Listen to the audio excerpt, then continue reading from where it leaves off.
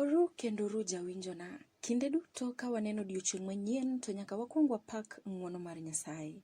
Emomiyo ayawi kamoro amora ma iwinja ka intie, ok ang'eyo kata ichiew koso iru jawinjo mara. Inyalo kona piny e comment section kanyo ni tichiew koso iru nade okinyi ma kawuono.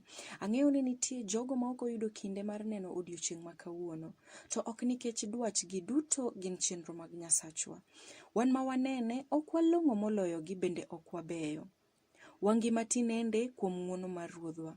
Ne jogo makoro hikore mondo gidhi e yore mag dwar, mad Nyasaye tau odiochieng' mangima.